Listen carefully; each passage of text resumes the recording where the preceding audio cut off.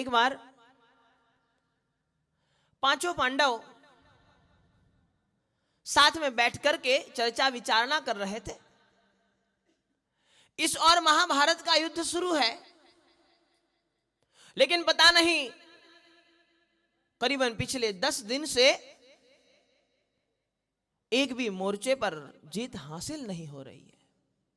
लगातार हर अलग अलग मोर्चे पर हार का सामना हमें करना पड़ रहा है और ये विचारणा पांचों पांडव मिलकर कर रहे हैं। अपने खेमे में बैठे हुए हैं और विचारणा कर रहे हैं कि करे तो करे क्या। और विचारते विचारते उनके सामने ये बात आई कि हम 10 दिन तक एक भी जीत हासिल नहीं कर पाए, एक भी जगह पर हम जीत नहीं पाए। उसके पीछे का यदि कोई सबसे बड़ा रीजन है तो वो भीष्म पितामह है। वो जब तक खड़े हैं तब तक शायद हम नहीं जीत सकते। उनके पास इतनी गजब की शक्ति है, और शक्ति तो शक्ति, लेकिन उनको इच्छा मृत्यु का वरदान है। वो जब चाहेंगे तभी उनकी मृत्यु होगी, तब तक उनकी मृत्यु होने वाली नहीं है। अरे हम सब चले जाएंगे, लेकिन जब तक वो नहीं चाहेंगे कि मेरी मृत्यु हो जाए तब तक वो मरने वाले नहीं है। और जब तक भीष्म पितामह खड़े हैं तब तक कौरवों को कोई नहीं हरा सकता। बड़ी चिंता का विषय बन गया और पांडवों के पास हर समस्या के समाधान के लिए एक श्री कृष्ण जी थे। रात को पांचों पांडव मिलकर श्री कृष्ण जी के पास गए और श्री कृष्ण जी को जाकर के निवेदन किया कि भगवान, पिछले 10 दिन से युद्ध चल रहा है, कितने लोग मारे गए, कितने लोगों का नरसंहार हो गया, कितने सैनिक हमारे मारे गए, कितने सैनिक उनके मारे गए, हर चीज हो रही है, लेकिन कौरव जरा भी पीछे नहीं हट रहे हैं, उनकी कोई मोर्चे पर हार नहीं हो। और हमें लगता है कि जब तक भीष्म पितामह मोर्चा संभाले हुए हैं तब तक कौरव हारने वाले नहीं है। चाहे हम कितनी शक्ति लगा ले, चाहे हम कितनी ताकत लगा ले, चाहे हम कितना सैन्य खड़ा कर दे, लेकिन जब तक भीष्म पितामह खड़े हैं तब तक वो हारने वाले नहीं। और उनको इच्छा मृत्यु का वरदान है, हम करे तो करे क्या। श्री कृष्ण ने कहा कि एक रास्ता है।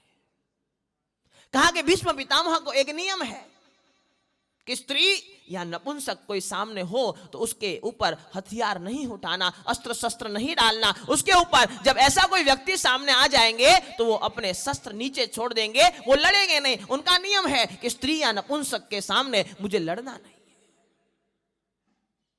और अर्जुन को दिमाग में स्ट्राइक हुई कि हमारे यहां शिखंडी नाम का एक ऐसा व्यक्ति है, उसको यदि भीष्म पितामह के सामने खड़ा रख दिया जाए तो निश्चित तौर पर भीष्म पितामह नहीं लड़ेंगे, वो अपने हथियार नीचे छोड़ देंगे।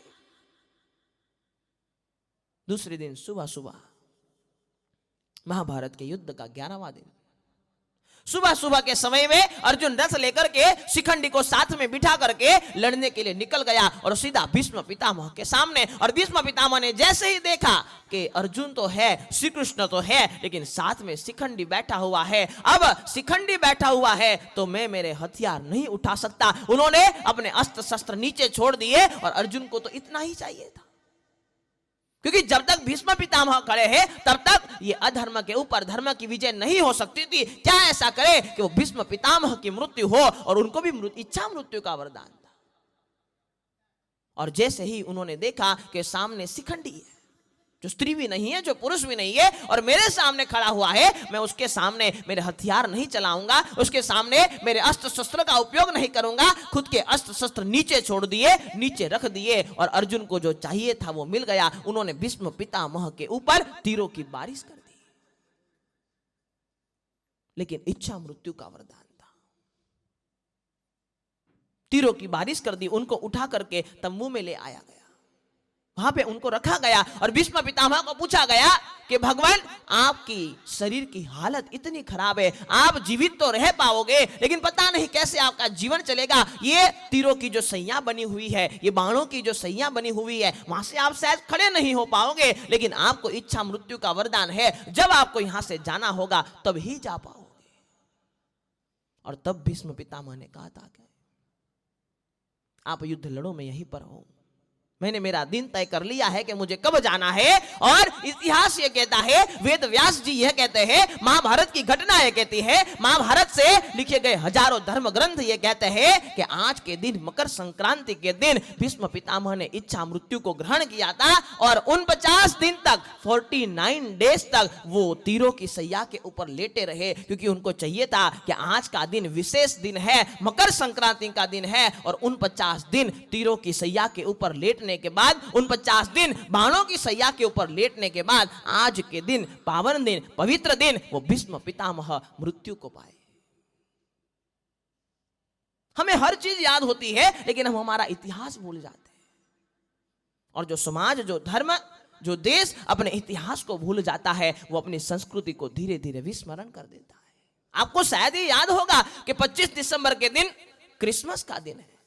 उस दिन जस्टिस क्राइस्ट को 4 खिल्ले गड़े गए थे, ये आपको पता है। लेकिन आज का दिन मकर संक्रांति का दिन, जहां भीष्म पितामह 49 दिन तक बाणों की सैया के ऊपर लेटे लेटे, बाणों की सैया के ऊपर रहते रहते अपने इच्छा मृत्यु को प्राप्त किया, ऐसे भीष्म पितामह का आज मृत्यु का दिवस है।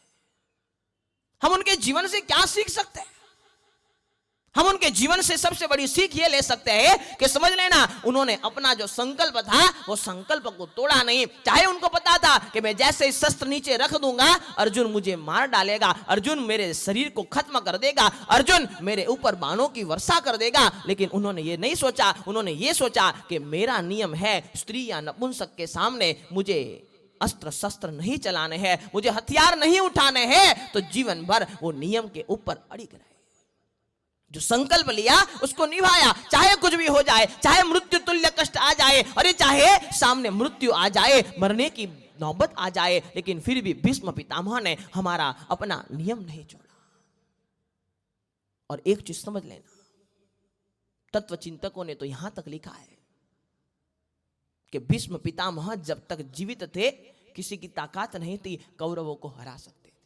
भीष्म पितामह जब तक जीवित थे किसी की ताकत नहीं थी, किसी में हिम्मत नहीं थी, चाहे सामने श्री कृष्ण आ जाते, चाहे सामने पांडव आ जाते, चाहे कितनी बड़ी सेना आ जाती, लेकिन भीष्म पितामह जब तक कौरवों के साथ खड़े थे तब तक कौरवों को हराने की किसी की ताकत नहीं थी। और इसीलिए कहा गया कि भीष्म पितामह को लगा हुआ एक एक बाण कौरवों के एक एक दुष्कृत्य का प्रतीक है।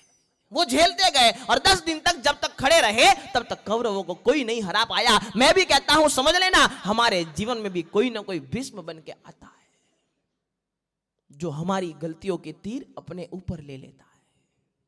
हमें शायद कई बार लगता है कि हमारा जीवन इतना सरल चल रहा है, कोई तकलीफ नहीं है। हमें शायद कई बार यह अनुभव होता है कि हमारा जीवन बेहतर चल रहा है, कोई परेशानी नहीं है, कोई मुश्किल नहीं है। लेकिन समझ लेना, आपके जीवन में भी कहीं ना कहीं एक भीष्म होगा। वो शायद आपके दादा भी हो सकते हैं, आपकी दादी भी हो सकती है, आपके माता भी हो सकते हैं, आपके पिता भी हो सकते हैं, आपके भाई बहन भी हो सकते हैं, आपके गुरु भी हो सकते हैं, कोई भी हो सकता है। लेकिन हमारे जीवन में एक भीष्म है जो हमारी गलतियों के तीर खुद के ऊपर ले लेता है और हमें सुरक्षित रखता है।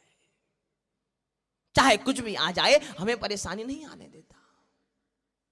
या माता पिता या दादा दादी या गुरु, एक ऐसा भीष्म हमारे जीवन में है। और मैं तो कहता हूं आज के दिन वो भीष्म को ढूंढ लेना कि हमारे जीवन में ऐसा कौन सा भीष्म है जिन्होंने हमें बचा करके रखा है, जो हमारा कवच बन के खड़े हुए हैं कि चाहे दुनिया की कोई भी तकलीफ आ जाए, चाहे दुनिया की कोई भी मुसीबत आ जाए, चाहे दुनिया भी कोई भी परेशानी आ जाए, मैं सामने खड़ा हूं, तब तक तेरा बाल भी बांका नहीं हो सकता। और इसीलिए हमारा जीवन सुखद चल रहा है, इसीलिए हमारा जीवन बड़ी आसानी से चल रहा है, इसीलिए हमारा जीवन बड़ी सरलता से चल रहा है। एक भीष्म हमारे जीवन में, आज के दिन उनको ढूंढ लेना, उनको वंदन कर लेना कि आज के दिन, आज संक्रांति का दिन है, मकर संक्रांति, सूर्य महाराजा का आगमन होता है और आज से दिशा का परिवर्तन हो जाता है, आज से ऋतुओं का परिवर्तन हो जाता है, आज से माहौल का परिवर्तन हो जाता है। और कहते हैं कि आज से अधर्म का नाश होकर के अच्छे दिन शुरू हो जाते हैं, बुरे दिन खत्म हो जाते हैं, अच्छे दिन का शुभारंभ हो जाता है। और इसीलिए कहा जाता है कि मकर संक्रांति के बाद कोई भी शुभ कार्य किए जाते हैं। सूर्य भी आज से अपनी तेजस्वी अवस्था में आने लग जाता है और आज से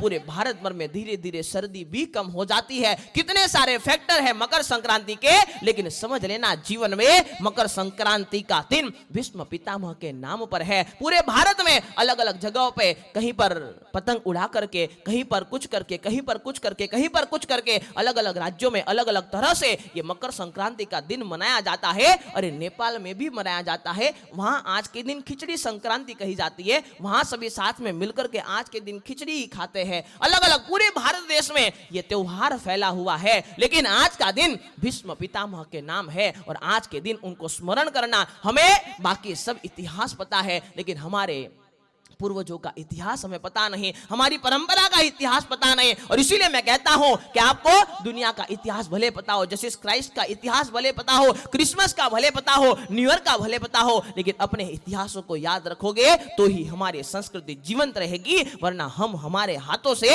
अपनी संस्कृति को खत्म कर